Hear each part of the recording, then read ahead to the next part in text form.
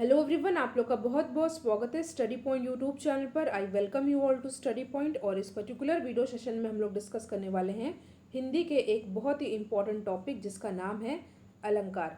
देखिए, अगर बात की जाए जब कोई भी एग्ज़ाम हो जिसमें हिंदी के सेक्शन से क्वेश्चन पूछे जाते हैं तो अलंकार से रिलेटेड मैक्सिमम 3 से 4 क्वेश्चन तो पूछे ही जाते हैं। तो इस 10 मिनट के वीडियो में आपका अलंकार पूरी तरह से तैयार हो जाएगा। इस वीडियो में हम लोग डिस्कस करेंगे अलंकार के बारे में और अलंकार से रिलेटेड कुछ क्वेश्चन को डिस्कस किया जाएगा। कुछ दिनों बाद एक वीडियो अपलोड होगा उसमें। तो चलिए फिलहाल हम लोग अलंकार को डिस्कस कर लेते हैं। अलंकार होता क्या है? देखिए, अलंकार होता है, इसका मीनिंग होती है, इसका अर्थ होता है आभूषण या गहना। जिस प्रकार कोई स्त्री गहने को जब पहनती है तो उसकी सुंदरता में 4 चांद लग जाते हैं, उसी तरह काव्य की शोभा बढ़ाने वाले शब्दों को अलंकार कहते हैं। एग्जाम में पूछा जाता है कि अलंकार की मीनिंग क्या होती है, तो अलंकार का अर्थ होता है आभूषण या गहना। इंग्लिश में आप इसे कह सकते हैं ज्वेलरी। ठीक है, तो परिभाषा आप देख लीजिए। काव्य की शोभा बढ़ाने वाले शब्दों को अलंकार कहते हैं और अलंकार 3 प्रकार के होते हैं: शब्दालंकार, अर्थालंकार और उभय अलंकार। ठीक है, आगे हम लोग बढ़ते हैं। शब्दालंकार की बात की जाए तो शब्दालंकार क्या होता है? जब काव्य में शब्दों के विशिष्ट प्रयोग से सौंदर्य और चमत्कार उत्पन्न होता है वहाँ शब्दालंकार होता है। शब्दालंकार में शब्द का प्रयोग होता है। अर्थालंकार क्या होता है? जब वाक्य में अर्थ के कारण सौंदर्य या चमत्कार उत्पन्न हो वहाँ अर्थालंकार होता है। ठीक है, मीनिंग आप लोग देख लीजिए और डिफरेंस भी आप लोग को पता होना चाहिए। नाम में ही आपको इसकी मीनिंग और दोनों के बीच में डिफरेंस पता चल रहा होगा। ठीक है, शब्दों के विशिष्ट प्रयोग से जब बदलाव होते हैं, सौंदर्यता बढ़ती है, चमत्कार उत्पन्न होता है तो शब्दालंकार होते हैं। और अर्थ के कारण जब सौंदर्य या चमत्कार उत्पन्न होता है तो वो होता है अर्थालंकार। ठीक है, बात की जाए कि शब्दालंकार कितने प्रकार के होते हैं। एग्जाम में कई बार पूछा गया है कि शब्दालंकार कितने प्रकार के होते हैं। ये होते हैं 3 प्रकार के। पहला होता है अनुप्रास अलंकार, दूसरा होता है यमक अलंकार, तीसरा होता है श्लेष अलंकार। ठीक है, और अगर बात की जाए कि अर्थालंकार कितने प्रकार के होते हैं तो अर्थालंकार होते हैं टोटल 8 प्रकार के।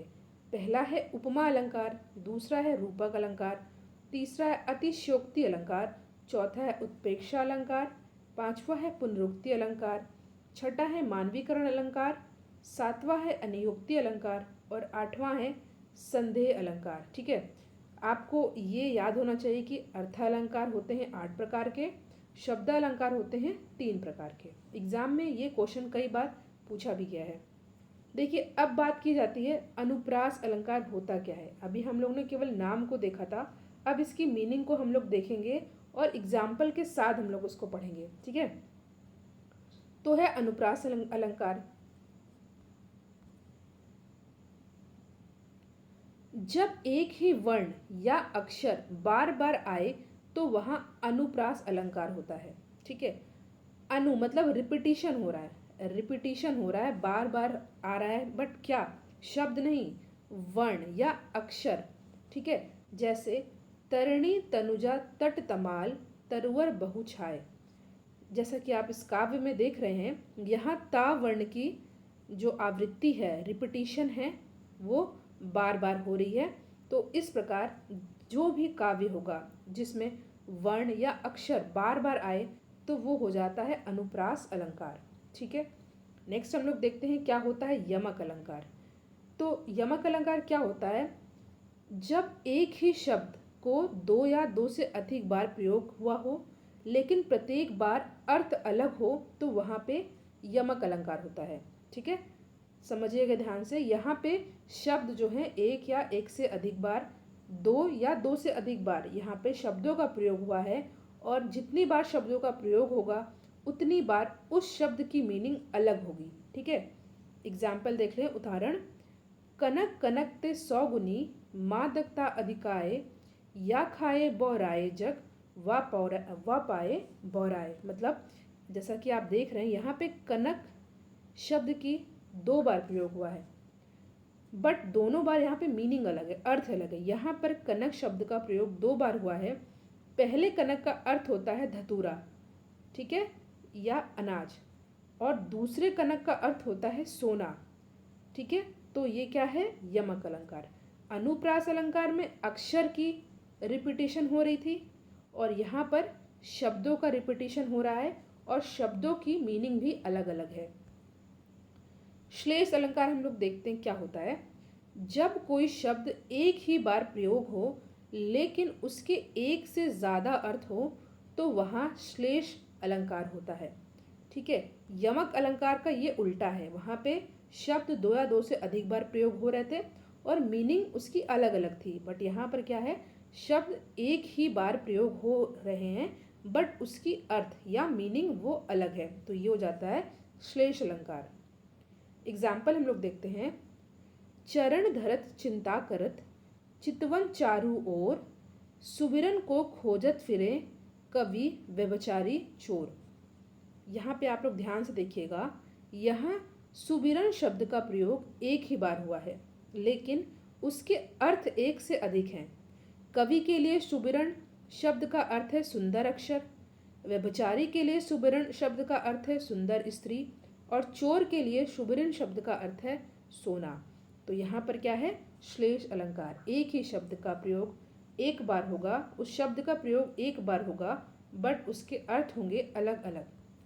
नेक्स्ट पे हम लोग आते हैं, उपमा अलंकार क्या है। ठीक है, तो उपमा अलंकार क्या होता है, जब दो वस्तुओं या व्यक्तियों में अंतर होते हुए भी उनकी आकृति एवं गुण की समानता की जाए वहाँ उपमा अलंकार होता है। ठीक है, जैसे कि मान लीजिए दो चीज़ें हैं, दोनों अलग अलग हैं मगर उनकी समानता की जा रही है। ठीक है, तो वो हो जाता है क्या, उपमा अलंकार। ठीक है, पीतल पात सरत मन डोला, पीतल पात सरस मन डोला। देखिए यहाँ पीपल के पत्ते और मन की समानता की गई है। ठीक है, पीपल के पत्ते और मन की समानता की गई है, दोनों एक ही जैसे डोलते हैं। अर्थात मन की चंचलता की समानता पीतल के पत्ते के डोलने से की गई है, जबकि पीपल का पत्ता और मन दोनों ही अलग अलग चीज़ें हैं। इस प्रकार यहाँ पर होता है उपमा अलंकार। ठीक है, नेक्स्ट है रूपक अलंकार। जहाँ उपमेय में उपमान का अभेद रूप से आरोप किया गया हो वहाँ रूपक अलंकार होता है। उदाहरण से हम लोग इसको समझेंगे। उदाहरण क्या है, चरण कमल बंदो हरिराई। यहाँ भगवान के चरण अर्थात पैरों को अभेद रूप से अर्थात बिना कोई अंतर किए कमल कहा गया है। तो यहाँ पर क्या हो जाएगा, रूपक अलंकार। इसका हम लोग परिभाषा फिर से देख लेते हैं। जहाँ उपमेय में उपमान का अभेद रूप से आरोप किया गया हो वहाँ रूपक अलंकार होता है।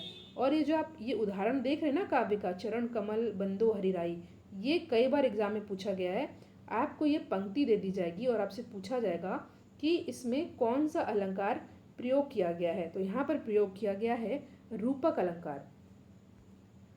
अगले पर आते हैं हम लोग। अगला है अतिशयोक्ति अलंकार। अतिशयोक्ति अलंकार क्या होता है, किसी चीज़ को बहुत बढ़ा चढ़ा करके बताना। जैसे जब लोक सीमा का अतिक्रमण करके किसी बात को बहुत ही ज़्यादा बढ़ा चढ़ा कर कहा जाता है तो वहाँ पर अतिशयोक्ति अलंकार होती है। ठीक है, जैसे उदाहरण के स्वरूप हम लोग देखते हैं, पानी परात को हाथ छुओ नहीं, नैनन के जल सो पग धोएं। देखिए इसकी मीनिंग जब हम लोग देखेंगे तो हमें क्लियर होगा। जब सुदामा जी श्री कृष्ण जी से मिलने आए तो श्री कृष्ण उनके पैरों को धोने को परात में जल मंगाते हैं और उनके पैर धोते हैं। लेकिन इन पंक्तियों में कवि ने कहा है कि कृष्ण ने परात के पानी को छुआ ही नहीं और आंसुओं से सुदामा के पैरों को धोया। ठीक है, आंसू से पैर तो धोए नहीं जा सकते बट यहाँ पर ऐसा बढ़ा चढ़ा करके बताया गया है। तो ये हो जाता अतिशयोक्ति अलंकार। यहाँ एक छोटी सी बात को बहुत ही बढ़ा चढ़ा करके कहा गया है, अतः यहाँ पर क्या हो जाएगा, अतिशयोक्ति अलंकार। ठीक है, नेक्स्ट क्या है, अनियोक्ति अलंकार। अतिशयोक्ति अलंकार के बाद आता है अनियोक्ति अलंकार। जब काव्य में किसी अन्य के माध्यम से किसी को कोई बात कही जाती है तो वहाँ अनियोक्ति अलंकार होता है। अनियोक्ति, आप पहले शब्द इसमें अनियोक्ति अलंकार जो लिखा है इसमें आप जो पहला यहाँ पे अन्य, इसका संधि विच्छेद करेंगे तो यहाँ अन्य करके आएगा, तो इसी से आप पहचान सकते हैं। जब काव्य में किसी अन्य के माध्यम से किसी को कोई बात कही जाती है तो वहाँ अनियोक्ति अलंकार होता है। जैसे माली आवत देख कर कलिया करी पुकार, फूले फूले चुन लिए काली हमारी बार। ठीक है, यहाँ माली का अर्थ मौत से है। कवि कहते हैं कि जिस प्रकार एक माली सभी फूलों को चुन लेता है, उसी प्रकार एक दिन सबकी मौत निश्चित है, एक दिन हमारी बारी भी आएगी, अतः यहाँ अनियोक्ति अलंकार है। समझ में आ गया होगा आपको। नेक्स्ट है पुनरुक्ति अलंकार। जब एक ही शब्द एक से अधिक बार आए और प्रत्येक बार उनके अर्थ में भी समानता हो तो वहाँ पुनरुक्ति अलंकार होता है। ठीक है, ध्यान से देखिएगा। जब एक ही शब्द एक से अधिक बार आ रहे हैं बट प्रत्येक बार अर्थ में समानता हो तो वो पुनरुक्ति अलंकार होता है। जैसे पुनः पुनः कहत कौन है माता, कौन है तेरे तात। यहाँ पर पुनः शब्द का प्रयोग 2 बार हुआ है और दोनों ही बार पुनः का अर्थ है फिर से। ठीक है, इसलिए यहाँ पर पुनरुक्ति अलंकार है। ये काव्य जो एग्जाम्पल है ये आप लोग याद कर लीजिएगा। पुनः पुनः कहत कौन है माता, कौन है तेरे तात। यहाँ पर पुनरुक्ति अलंकार का प्रयोग हुआ है। अगला है मानवीकरण अलंकार। ये क्या होता है?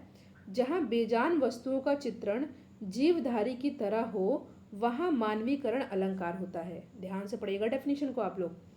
उदाहरण आए बसंत महंत, अर्थात यहाँ पर महंत अर्थात साधु जो कि एक जीवधारी है की तुलना वसंत ऋतु जो कि बेजान है उससे की गई है, अतः यह मानवीकरण अलंकार है। ठीक है, सजीव का निर्जीव से कंपैरिजन जब किया जाएगा, ठीक है, तब वहाँ पर क्या हो जाता है? मानवीकरण अलंकार।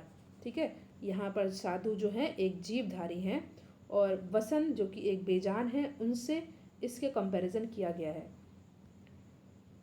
संदेह अलंकार, नाम से आपको पता चल जा रहा है कि संदेह अलंकार में क्या होने वाला है। जब काव्य का वर्णन इतना संदेहपूर्ण हो कि किसी वस्तु का निश्चय ना हो पाए तो वहाँ संदेह अलंकार होता है।